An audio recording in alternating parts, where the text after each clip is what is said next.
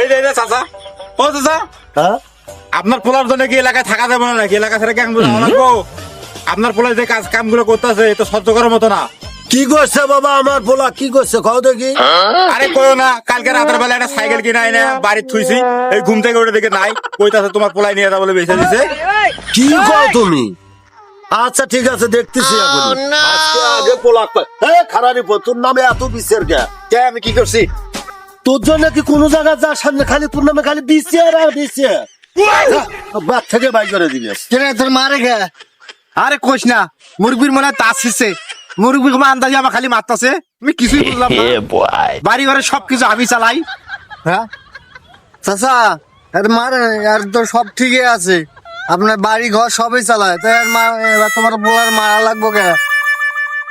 আরে বাবা ভালো করে শোনো, এই তো বাড়ি ঘর সবই চালায়, কোথা থেকে চালায়? আরে বাবা চালায় সবই ঠিক আছে, ও এলো চোর। আমার কি টাকা পয়সা কোনো কিছুর অভাব আছে? ও চুরি করে এনে এগুলো টাকা পয়সা সবকিছু ওর বিচারে আমার আর গ্রামত থাকা যাচ্ছে না।